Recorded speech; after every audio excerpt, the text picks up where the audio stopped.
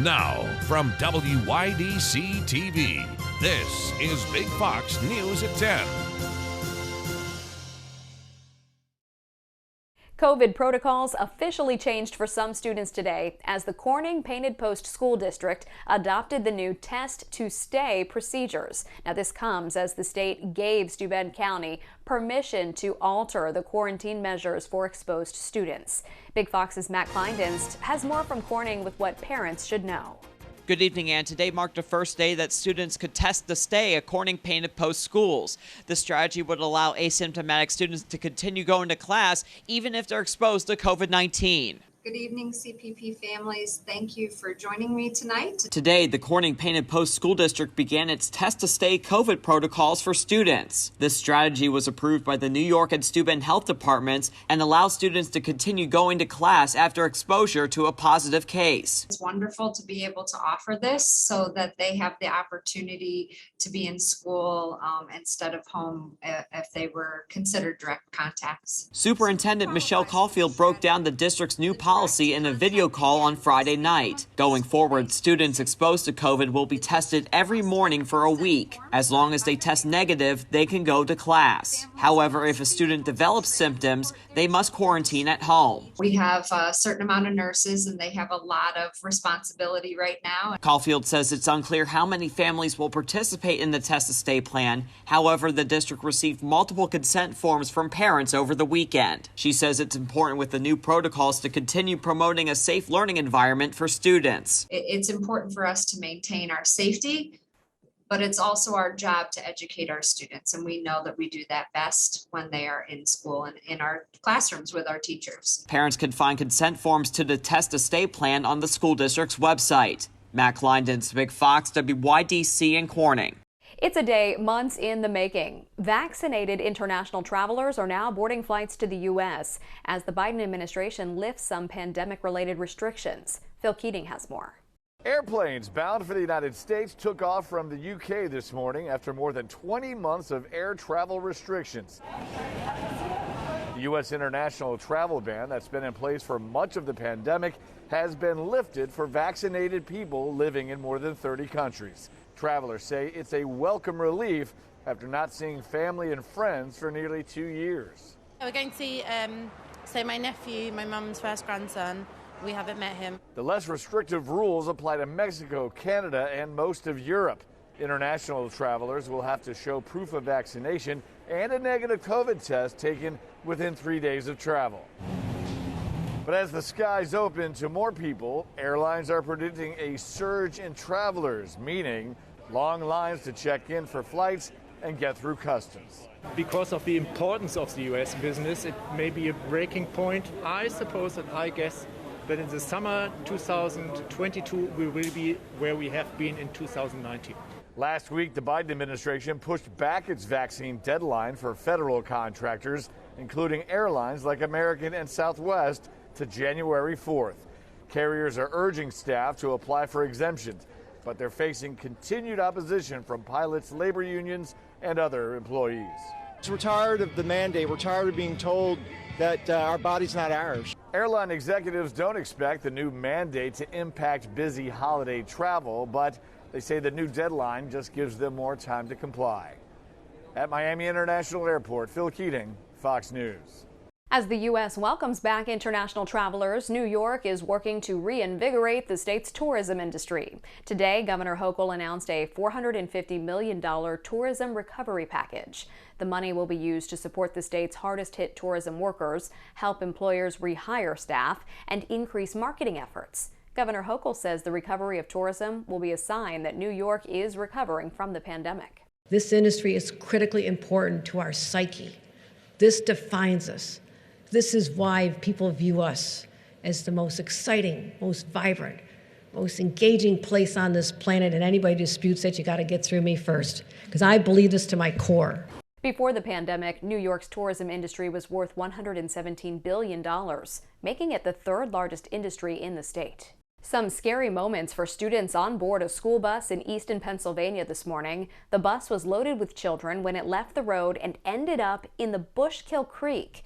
The crash happened around 8 a.m. and the bus is from a middle school in the Easton area. According to multiple reports, several students were transported to area hospitals, but their injuries are not thought to be serious. An investigation into the cause is underway. President Biden is now back at the White House following a brief trip to Delaware. His administration is now strategizing how best to implement the recently approved bipartisan infrastructure bill, while also keeping the focus on the social spending package, which is still under negotiation. Madeline Rivera has the latest details from Washington. A moment of calm for President Biden and First Lady Jill Biden in Rehoboth Beach, Delaware, Sunday. Finally. A day after he took a victory lap touting Congress's package of a $1.2 trillion bipartisan infrastructure bill. We did something that's long overdue, that long has been talked about in Washington. The historic investment funnels money to shore up roads, bridges, and highways, improving internet access, and building electric car charging stations. Shovel-ready projects are expected to begin by spring, per the Biden administration, and it would not have passed without 13 Republican votes. I look forward to working with my colleagues here locally and the mayor and the governor to ensure that the money is being spent wisely. The bill's passage comes as the president faces sagging poll numbers. A November poll shows the president's approval rating at 38%. I think households across America are already suffering the effects of inflation. White House officials say the infrastructure bill will help ease inflation, and they argue a second bill, the larger social spending package, will do more to help Americans. But it faces a tough road in Congress, with moderate Democrats still unsure of the plan's scope and cost. The responsible thing to do when you get a piece of legislation like this is to do a full analysis and to understand the impact on your district. The White House is planning an aggressive sales campaign for the infrastructure bill. The president will visit a port in Baltimore on Wednesday and will hold a highly publicized signing ceremony when lawmakers return to Capitol Hill. In Washington, Madeline Rivera, Fox News. Last weekend's Astroworld Festival, where 8 people were killed among a crush of bodies, is now a criminal investigation. Garrett Tenney has the latest from Houston. Multiple lawsuits have been filed against rapper Travis Scott and event organizers over the deadly Astroworld Festival in Houston.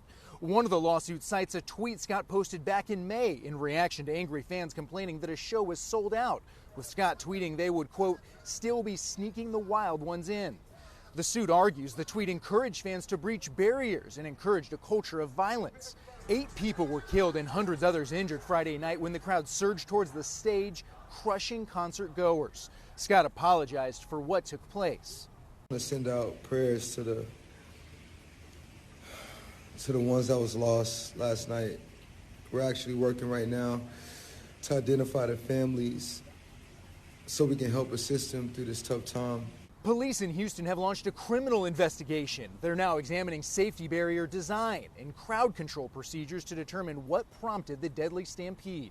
It started just before Travis even came on. People started pushing and rushing towards the stage. I started struggling to breathe. I told my boyfriend, like, we got to get out of here, but there was no way out. Once you were in, the only way out was to go up. Vigils were held outside the Houston concert venue on Sunday. When I was trying to get out, I was just thinking, like, I'm going to die in here. Like, this is it. I was blessed enough to make it out alive. Rest in peace to all that, didn't deserve to die. Police tell us Travis Scott and event organizers are cooperating with the investigation. In Houston, I'm Garrett Tenney, Fox News. The lone survivor of the Kyle Rittenhouse shooting took the stand today in Kenosha. He went into details about the moments leading up to a confrontation with the then 17-year-old Rittenhouse, who shot and killed multiple people during a police brutality protest. Mike Tobin is in Chicago with details. Did you witness him fire a shot into Mr. Huber's chest? I did. The lone survivor shot by Kyle Rittenhouse, revealing bombshell details to kick off week 2 of the high-stakes trial. Gage Grosskreutz says he confronted Rittenhouse after seeing him shoot and kill a man just feet away from him. Grosskreutz, a trained paramedic, says he was delivering medical assistance to people during the police brutality protest. He said he stepped in to stop the bloodshed and admitted he thought he was going to die that night at the hands of Kyle Rittenhouse. What was going through your mind at this particular moment? That I was going to die. In that moment, I felt that I had to do something to try and prevent myself from being killed or being shot or killed. The defense says protesters acted aggressively towards Rittenhouse, prompting him to defend himself. Lawyers representing Rittenhouse focused on the mental health of the people who were shot. You were asked by Attorney Krause if he had taken his medication that day, right? Correct. The fiancé of Joseph Rosenbaum, the first man killed by Rittenhouse, says Rosenbaum was taking medication for bipolar disorder and depression. The defense says his mental condition may have contributed to his aggressive behavior that night. Okay, and you know, having been around him, that was for bipolar disorder?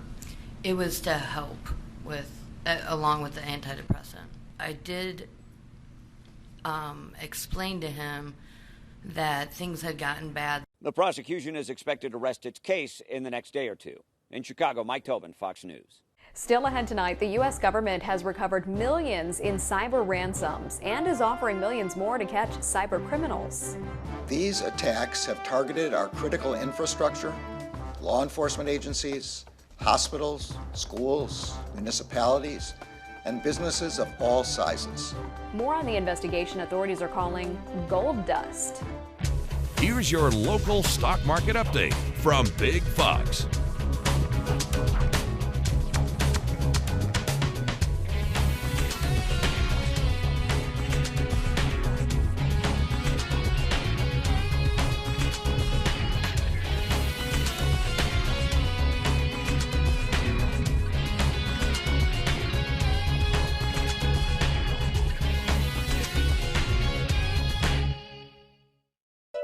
Now, your Twin Tiers forecast from Big Fox. Tonight's Big Fox forecast is brought to you by William Mattar. Good evening, everyone. Today was a pretty nice day.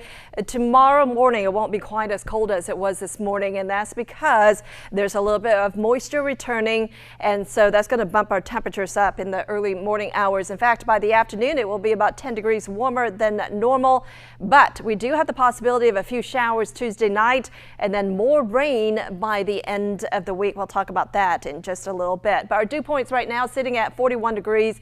Earlier this morning, it was mainly in the 30s, and that's what's really allowing those temperatures to drop. But now those dew points are climbing up, ensuring that those temperatures will be a little bit warmer for tomorrow. So for tonight, we are going to drop down into the 40s and then about 42 degrees at 5 o'clock, and then even a little bit further to around 41 degrees at around 6 o'clock in the morning. During the day, high pressure still in control, and that will translate to lots of sunshine for your Tuesday. But clouds will start to increase as the little system approaches, and we could have a little bit of rain late in the day on Tuesday. So if you're out for a walk, for tomorrow, temperatures will be around 50 degrees at 9 o'clock. By lunchtime, around 61. I think we will manage to get into the 60s, low to mid 60s before dropping down to around 54 degrees at 5 o'clock in the evening. But here comes our storm system as we head into the latter part of the week. So I think there could be a little bit of rain on Tuesday or in the overnight hours. We dry out on Wednesday as high pressure builds in again. And then we have another system approaching, and it will arrive by the end of the week. And not only is it going to bring the possibility of rain, but it will bring that cooler air back. So for your rain chances for the next few days, not the best.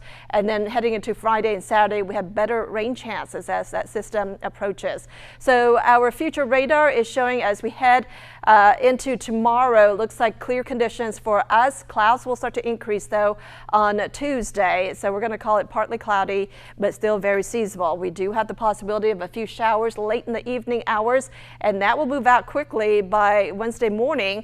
I think we will be left with some sunshine, and I think we'll stay sunny through your Wednesday and most of Veterans Day. But again, clouds will start to increase, and we do have better rain chances by the end of the week. 41 degrees tonight, mainly clear, light winds coming in from the west-southwest.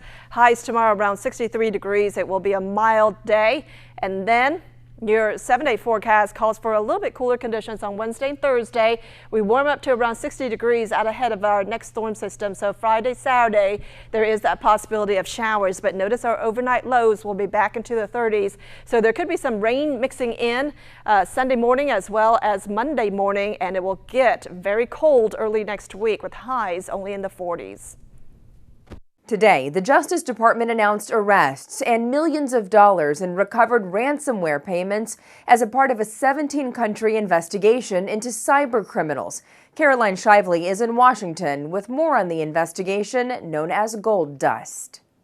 U.S. officials announced 2 major arrests on Monday against alleged hackers affiliated with REvil, a ransomware group they say has extorted millions of dollars worldwide. These attacks have targeted our critical infrastructure, law enforcement agencies, hospitals, schools, municipalities, and businesses of all sizes. Law enforcement leaders say they've recovered $6 million that the criminal organization had received from multiple victims. Our message should be clear. If you target victims here, we will target you. The Biden administration has considered ransomware a national security issue since May, when hackers attacked the Colonial Pipeline, causing a temporary shutdown that led to fuel shortages. REvil is also accused of targeting JBS, the world's largest meat processor, and software company Kaseya that became a gateway to hundreds of other businesses. The head of the FBI praised Kaseya for contacting law enforcement immediately and asked other victims to do the same. We can work quickly back from the intrusion to follow and seize the criminal's money before it can jump through wallet after wallet and exchange after exchange. The State Department is offering up to $10 million for information that leads to the ID of anyone in REvil leadership. An exam question given by a teacher in Northern California draws the ire of parents and has them calling for a response by the school. Garaj Palsanga has the story. A classroom assignment causing concerns. Some type of discipline needs to be placed on this teacher. Parents at Whitney High School alarmed after they say they saw a multiple choice test question in a history class Thursday. That question asked to define a group of complete idiots, then gives the students the choices of the KKK, all of Florida, Fox News, or Texans. The story's kind of gone in one ear and out the other because they just sounded so unbelievable. People say the teacher is known for his humor, but some say the question was inappropriate and at the same time seemed to display his political opinion. My son would come home and complain to me. This parent, who didn't want to show us his face or give his name for the story because he fears backlash against his child who is in this class, says one-sided political comments are an ongoing thing for this teacher. The question on the test is like really blatant, obviously, and that's out there. That I think it's the first time that it's been really looked at of crossing the line. The parent says this teacher has made comments which are mostly directed against the Republican Party. We all have different beliefs. This is, the United States. We all come from different backgrounds and everybody should be okay with who they are. In a letter sent to parents, Whitney High School principal acknowledges there was a quiz and said they recognize and share the parents' concerns and are conducting a thorough investigation. That principal went on to say they are committed to providing each student, family, and staff with a safe and welcoming environment. While personnel matters will remain confidential, appropriate disciplinary steps will be taken. The parent who has his son in the class says he has heard this before, but he hopes the school makes it clear politics should be left outside of the classroom. We've, been happy with the school. It's just certain issues that need to be taken care of. To me, we need to go back to we teach math, English, history, and stuff like that, and not have so much political stuff involved in high school. While world leaders are trying to curb greenhouse gas emissions to prevent a climate catastrophe, experts say the warming planet is already causing severe weather, which is damaging a key crop most of us rely on in the morning, coffee. But one group of researchers is fighting back, developing an innovative way to grow coffee that won't be affected by climate change or worsen its effects. Jackie Ibanez reports. What if your morning cup of joe could help save the planet, besides giving you a boost of caffeine? Well, researchers out of Finland are replacing farms with test tubes. To make lab-grown coffee, they say, comes with a lot of perks. We skip the farming part and we use plant cell cultures instead. So actually real coffee cell cultures, but they are not generated in the field. Using a technique called cellular agriculture, scientists have created coffee cells that, when processed into a drink, taste and smell like coffee. And because it's all being done in a lab, it has a low impact on the environment when compared to traditional coffee crops. We're seeing throughout the tropical coffee belt, farmers being impacted by climate change, increasing temperatures, but also more erratic rainfall and increased drought.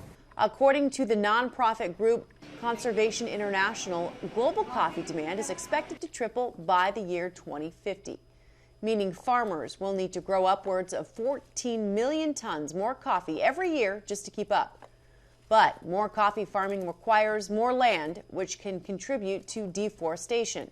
Experts say the lab-grown variety will not only help prevent forest loss, it also doesn't require fertilizer or pesticides, which can harm surrounding wildlife.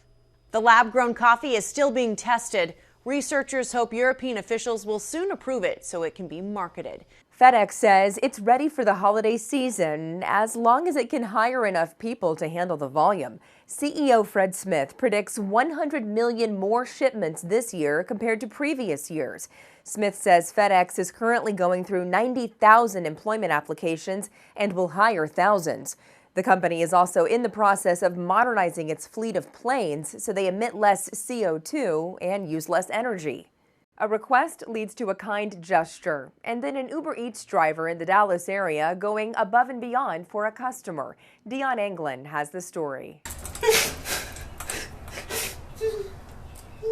A big embrace and tears. Tim Wilkinson is homebound after suffering a stroke several years ago. Before the incident, he was active and always on the go with family and friends. Heather Durgan is a driver for Uber Eats, a wife and mom of 4. They tied the bag for, and I understand it's because of different drivers have been caught eating people's food, so they tied it up for security reasons. A recent food delivery brought them together. And he asked me, hey, I don't have capability in this hand to undo that knot. Will you please untie the bag for me? And I said, sure. Their meeting ended there. But really, it didn't. I was about in tears because I just kept thinking about him. I was like, I need to do something to help him. Durgan was moved to put together a care package, then returned to the apartment and left it at the door. She included hot cocoa, this red blanket, and other items. Made me cry. After I saw what it was, it made me cry. And I reached out to Lauren because I didn't know how to get hold of her. I'm Tim Ryan. I'm Lauren Prisbel. Did you see that shot? He's referring to Fox 4's Lauren Prisbel, who was prompted to make a Facebook post in hopes that someone knew the Uber driver named Heather who delivered in Burleson. Durgan's brother saw the post. The result? This compassionate meetup. Not to mention a new social media frenzy with dozens of folks reacting with the hashtag #BeAHeather. And I wanted to make sure that she knew that it was appreciated. It wasn't to get anyone to recognize me for doing it. I think people just need to stop and take a deep breath for a second in their busy lives and look around and see people that might just need a smile or a hug. You got to go out there, execute, and dominate. And I don't think we was able to do that today.